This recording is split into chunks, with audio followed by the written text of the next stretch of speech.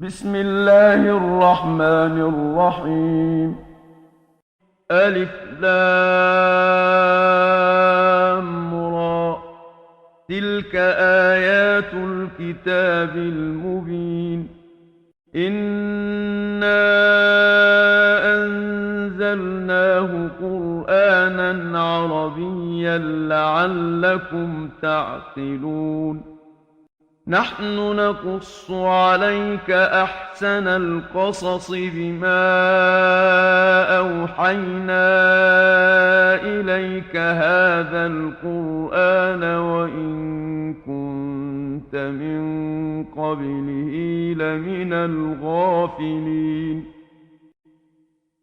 إذ قال يوسف لأبيه يا أبت إني رأيت 11 كوكبا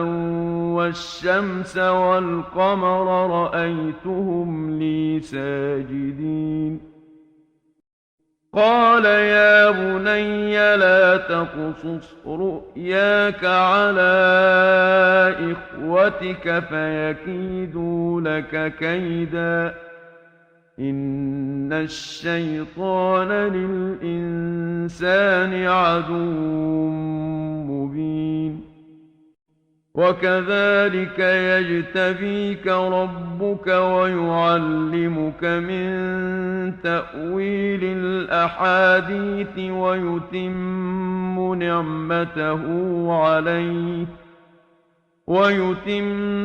نعمته عليك وعلى آل يعقوب كما أتمها على أبويك من قبل إبراهيم وإسحاق إن ربك عليم حكيم. لقد كان في يوسف وإخوته آيات للسائلين إذ قالوا ليوسف وأخوه أحب إلى أبينا منا ونحن عصبة إن أبانا لفي ضلال مبين. اقتلوا يوسف أو اطرحوه أرضا يخل لكم وجه أبيكم وتكونوا من بعده قوما صالحين. قال قائل منهم لا تقتلوا يوسف وألقوه في غيابة الجب يلتقطه بعض السيارة إن كنتم فاعلين. قالوا يا أبانا ما لك لا تأمنا على يوسف وإنا له لناصحون. أرسله معنا غدا يرتع ويلعب وإنا له لحافظون.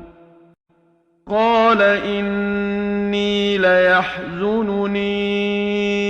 أن تذهبوا به وأخاف أن يأكله الذئب وأنتم عنه غافلون. قالوا لئن أكله الذئب ونحن عصبة إنا إذا لخاسرون.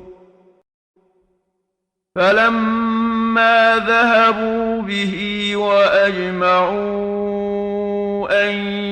يجعلوه في غيابة الجب وأوحينا إليه لتنبئنهم بأمرهم هذا وهم لا يشعرون. وجاءوا أباهم عشاء يبكون. قالوا يا أبانا إنا ذهبنا نستبق وتركنا يوسف عند متاعنا فأكله الذئب وما أنت بمؤمن لنا ولو كنا صادقين وجاءوا على قميصه بدم كذب قال بل سولت لكم أنفسكم أمرا فصبر جميل والله المستعان على ما تصفون وجاءت سيارة فأرسلوا واردهم فأدلى دلوه قال يا بشرى هذا غلام وأسروه بضاعة والله عليم بما يعملون وشروه بثمن بخس دراهم معدودة وكانوا فيه من الزاهدين وقال الذي اشتراه من مصر لامرأته أكرمي مثواه عسى أن ينفعنا أو نتخذه ولدا وكذلك مكنا ليوسف في الأرض ولنعلمه من تأويل الأحاديث والله غالب على أمره ولكن أكثر الناس لا يعلمون ولما بلغ أشده آتيناه حكما وعلما وكذلك نجزي المحسنين وراودته التي هو في بيتها عن نفسه وغلقت الأبواب وقالت هيت لك قال معاذ الله إنه ربي أحسن مثواي إنه لا يفلح الظالمون ولقد همت به وهم بها لولا أن رأى برهان ربه كذلك لنصرف عنه السوء والفحشاء إنه من عبادنا المخلصين واستبق الباب وقدت قميصه من دبر وألف يا سيدها لدى الباب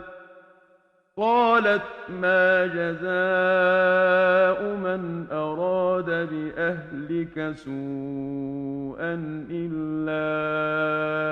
أن يسجن أو عذاب أليم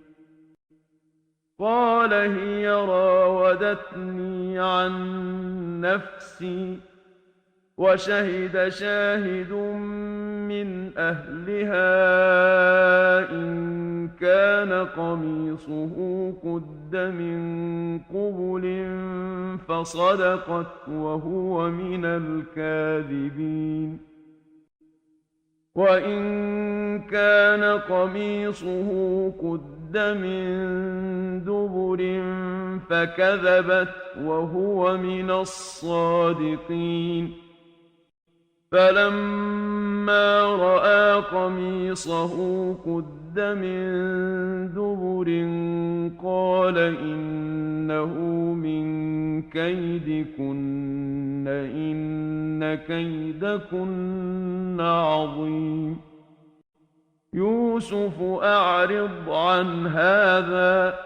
واستغفري لذنبك إنك كنت من الخاطئين وقال نسوة في المدينة امرأة العزيز تراود فتاها عن نفسه قد شغفها حبا إنا لنراها في ضلال مبين فلما سمعت بمكرهن أرسلت إليهن وأعتدت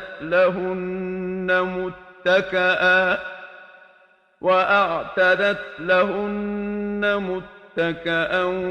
وآتت كل واحدة منهن سكينا وقالت اخرج عليهن فلما رأينه أكبرنه وقطعن أيديهن وقلن حاش لله ما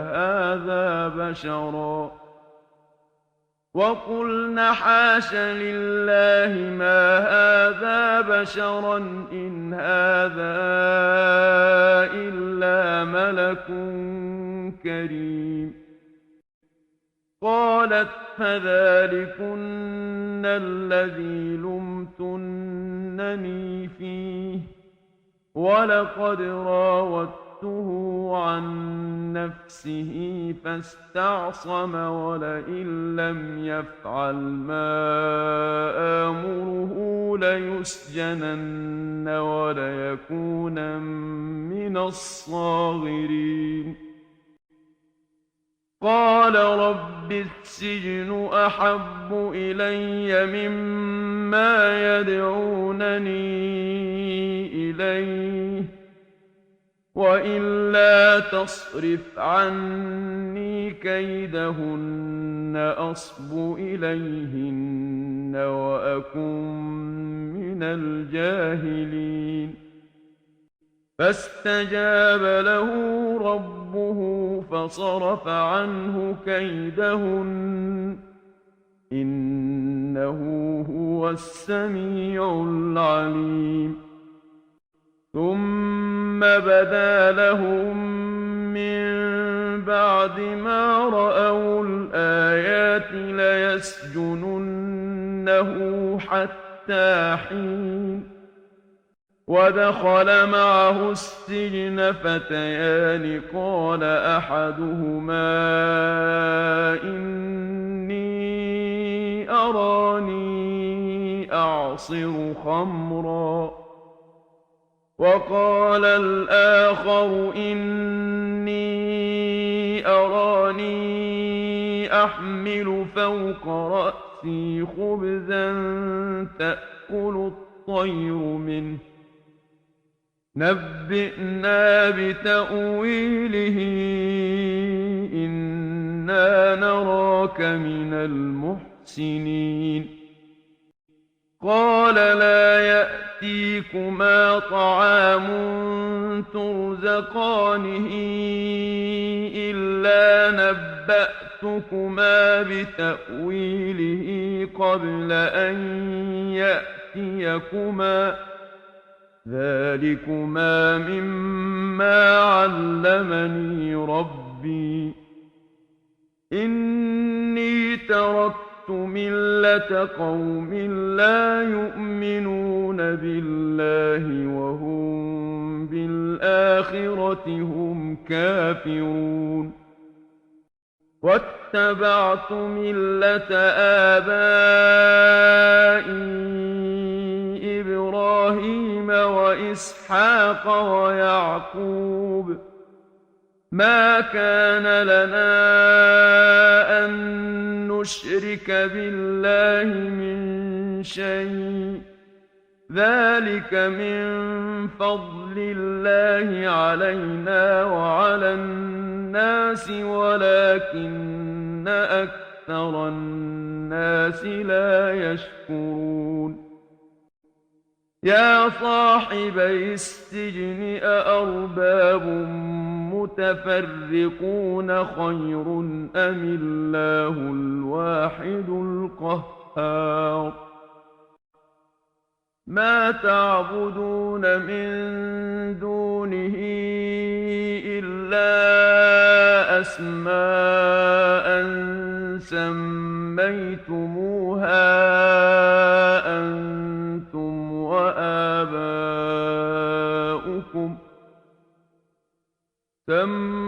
سميتموها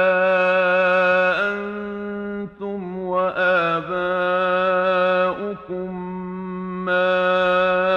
أنزل الله بها من سلطان إن الحكم إلا لله أمر ألا تعبدوا إلا إياه ذلك الدين القيم ولكن أكثر الناس لا يعلمون يا صاحبي السجن أما أحدكما فيسقي ربه خمرا وأما الآخر فيصلب فتأكل الطير من رأسه قضي الأمر الذي فيه تستفتيان وقال للذي ظن أنه ناج منهما اذكرني عند ربك فأنساه الشيطان ذكر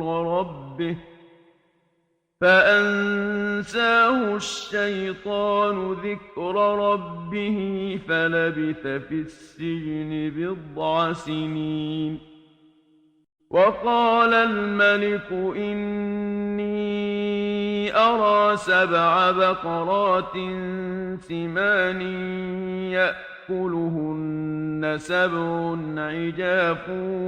و7 سنبلات خضر وأخر يابسات يا أيها الملأ أفتوني في رؤياي إن كنتم للرؤيا تعبرون قالوا أضغاث أحلام وما نحن بتأويل الأحلام بعالمين وقال الذي نجا منهما وادكر بعد أمة أنا أنبئكم بتأويله فأرسلون يوسف أيها الصديق أفتنا في 7 بقرات سمان يأكلهن 7 عجاف و7 سنبلات خضر وأخر يابسات لعلي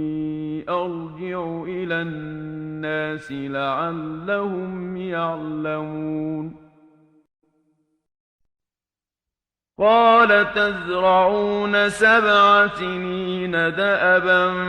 فما حصدتم فذروه في سنبله إلا قليلا مما تأكلون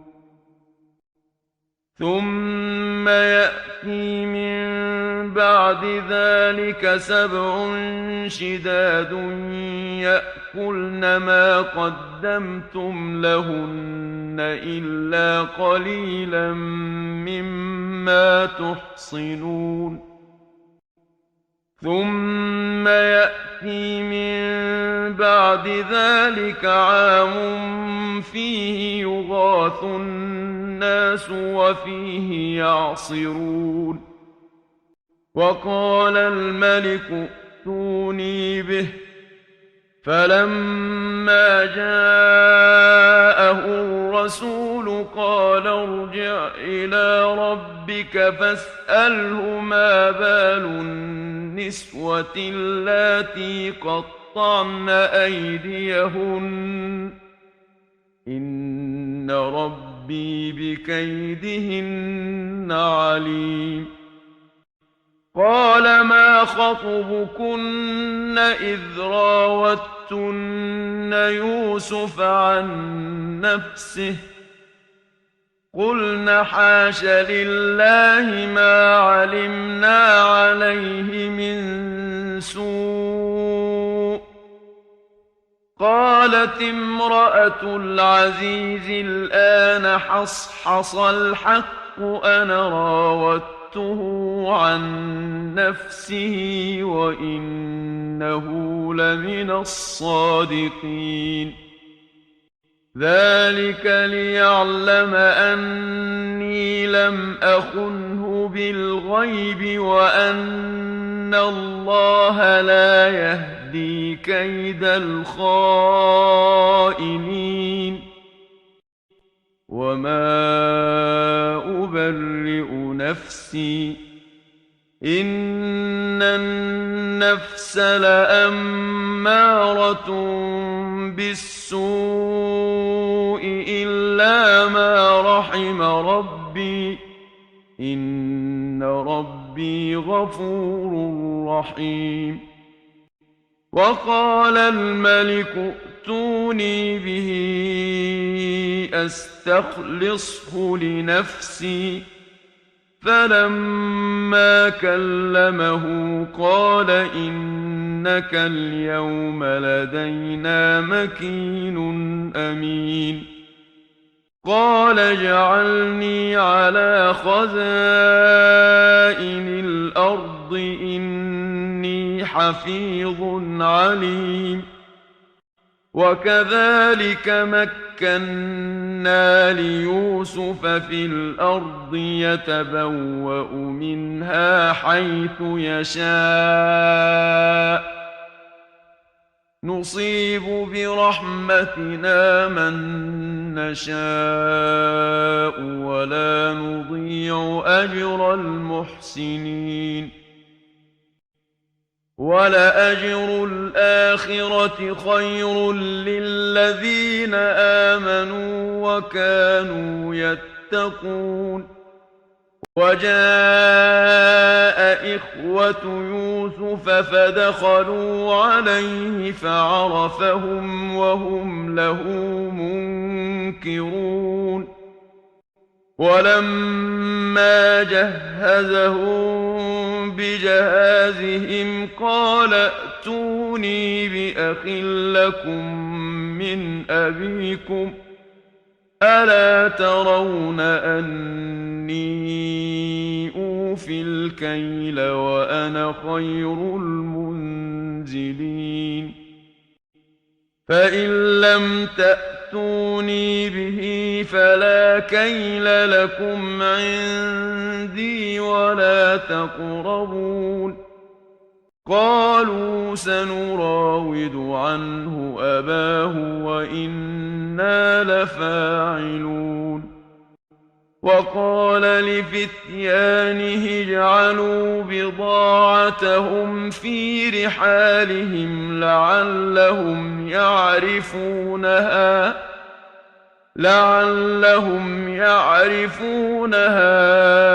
إذا انقلبوا إلى أهلهم لعلهم يرجعون. فلما رجعوا إلى أبيهم قالوا يا أبانا منع منا الكيل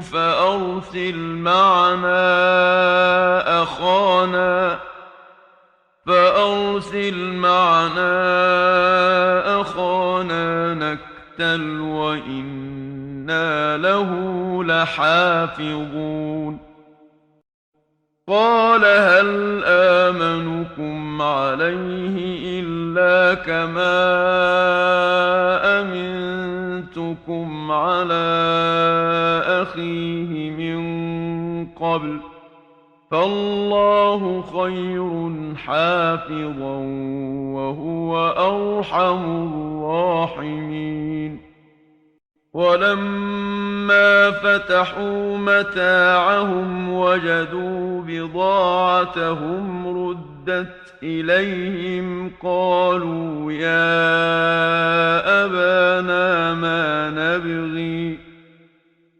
هذه بضاعتنا ردت إلينا ونمير أهلنا ونحفظ أخانا ونزداد كيل بعير ذلك كيل يسير قال لن أرسله معكم حتى تؤتون موثقا من الله لتأتونني به إلا أن يحاط بكم فلما آتوه موثقهم قال الله على ما نقول وكيل وقال يا بني لا تدخلوا من باب واحد وادخلوا من أبواب متفرقة وما أغني عنكم من الله من شيء إن الحكم إلا لله عليه توكلت وعليه فليتوكل المتوكلون ولما دخلوا من حيث أمرهم أبوهم ما كان يغني عنهم من الله من شيء ما كان يغني عنهم من الله من شيء إلا حاجة في نفس يعقوب قضاها وإنه لذو علم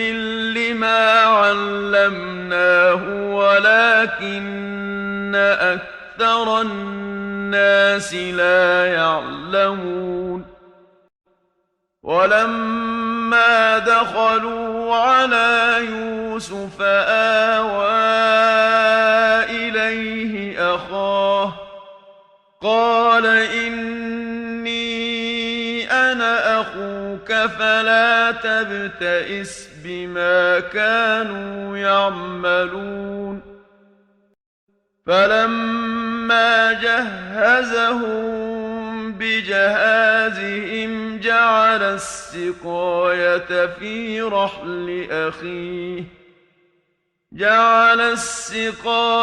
في رحل أخيه ثم أذن مؤذن أيتها العير إنكم لسارقون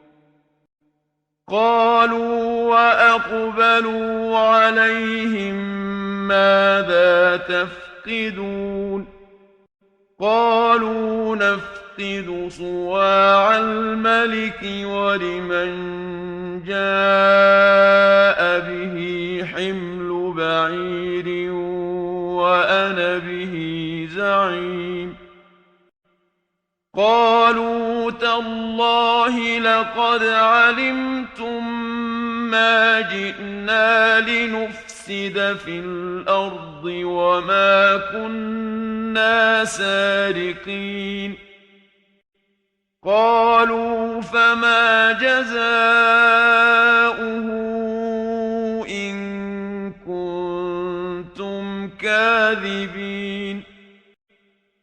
قالوا جزاؤه من وجد في رحله فهو جزاؤه كذلك نجزي الظالمين فبدأ بأوعيتهم قبل وعاء أخيه ثم استخرجها من وعاء أخيه كذلك كدنا ليوسف ما كان ليأخذ أخاه في دين الملك إلا أن يشاء الله نرفع درجات من نشاء وفوق كل ذي علم عليم قالوا إن يسرق فقد سرق أخ له من قبل فأسرها يوسف في نفسه ولم يبدها لهم قال أنتم شر مكانا والله أعلم بما تصفون قالوا يا أيها العزيز إن له أبا شيخا كبيرا فخذ أحدنا مكانه إنا نراك من المحسنين قال معاذ الله أن نأخذ إلا من وجدنا متاعنا عنده إنا إذا لظالمون فلما استيئسوا منه خلصوا نجيا قال كبيرهم ألم تعلموا أن أباكم قد أخذ عليكم موثقا من الله ألم تعلموا أن أباكم قد أخذ عليكم موثقا من الله ومن قبل ما فرطتم في يوسف فلن أبرح الأرض حتى يأذن لي أبي أو يحكم الله لي وهو خير الحاكمين ارجعوا إلى أبيكم فقولوا يا أبانا إن ابنك سرق وما شهدنا إلا بما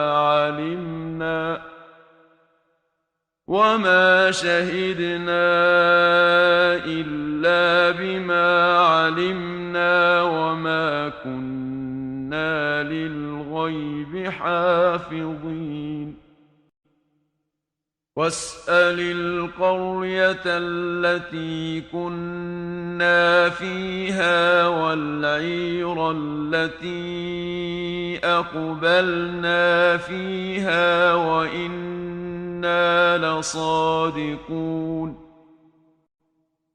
قال بل سولت لكم أنفسكم أمرا فصبر جميل عسى الله أن يأتيني بهم جميعا إنه هو العليم الحكيم وتولى عنهم وقال يا أسفا على يوسف وابيضت ففاضت عيناه من الحزن فهو كظيم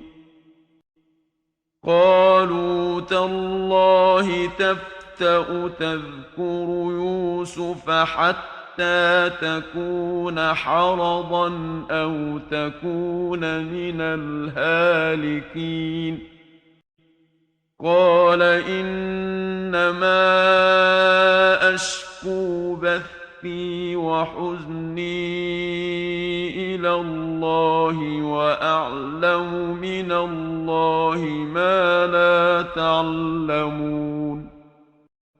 يا بني يذهبوا فتحسسوا من يوسف وأخيه ولا تيأسوا من روح الله إنه لا ييأس من روح الله إلا القوم الكافرون فلما دخلوا عليه قالوا يا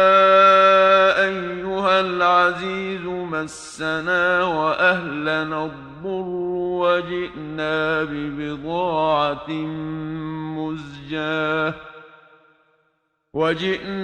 ببضاعة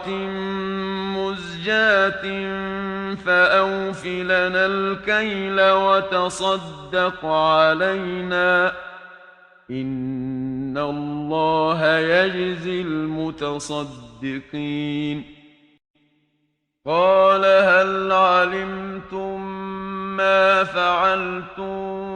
بيوسف وأخيه إذ أنتم جاهلون قالوا أئنك لأنت يوسف قال أنا يوسف وهذا أخي قد من الله علينا إنه من يتق ويصبر فإن الله لا يضيع أجر المحسنين قالوا تالله لقد آثرك الله علينا وإن كنا لخاطئين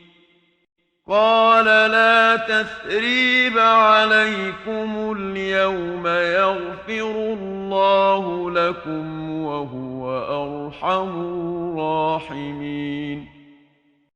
اذهبوا بقميصي هذا فألقوه على وجه أبي يأت بصيرا وأتوني بأهلكم أجمعين ولما فصلت العير قال أبوهم إني لأجد ريح يوسف لولا أن تفندون قالوا تالله إنك لفي ضلالك القديم فلما أن جاء البشير ألقاه على وجهه فارتد بصيرا قال ألم أقل لكم إني أعلم من الله ما لا تعلمون قالوا يا أبانا استغفر لنا ذنوبنا إنا كنا خاطئين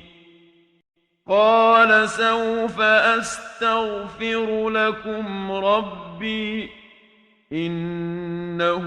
هو الغفور الرحيم فلما دخلوا على يوسف آوى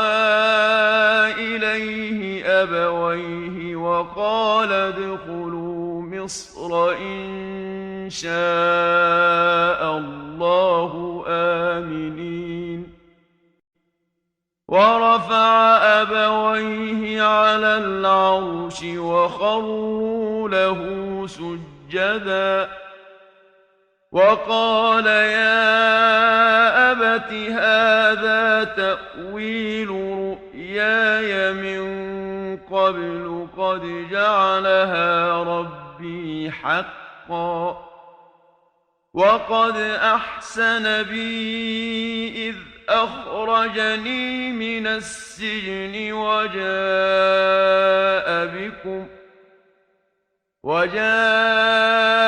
بكم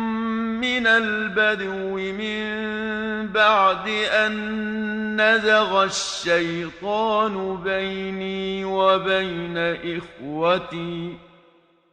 إن ربي لطيف لما يشاء إنه هو العليم الحكيم رب قد آتيتني من الملك وعلمتني من تأويل الأحاديث فاطر السماوات والأرض أنت ولي في الدنيا والآخرة توفني مسلما وألحقني بالصالحين ذلك من أنباء الغيب نوحيه إليك وما كنت لديهم إذ أجمعوا أمرهم وهم يمكرون وما أكثر الناس ولو حرصت بمؤمنين وما تسألهم عليه من أجر إن هو إلا ذكر للعالمين وكأين من آية في السماوات والأرض يمرون عليها وهم عنها معرضون وما يؤمن أكثرهم بالله إلا وهم مشركون أفأمنوا أن تأتيهم غاشية من عذاب الله أو تأتيهم الساعة بغتة وهم لا يشعرون قل هذه سبيلي أدعو إلى الله على بصيرة أنا ومن اتبعني وسبحان الله وما أنا من المشركين وما أرسلنا من قبلك إلا رجالا نوحي إليهم من أهل القرى أفلم يسيروا في الأرض فينظروا كيف كان عاقبة الذين من قبلهم ولدار الآخرة خير للذين اتقوا أفلا تعقلون حتى إذا استيأس الرسل وظنوا أنهم قد كذبوا جاءهم نصرنا فنجي من نشاء ولا يرد بأسنا عن القوم المجرمين لقد كان في قصصهم عبرة لأولي الألباب ما كان حديثا يفترى ولكن تصديق الذي بين يديه وتفصيل كل شيء وهدى ورحمة لقوم يؤمنون. بسم الله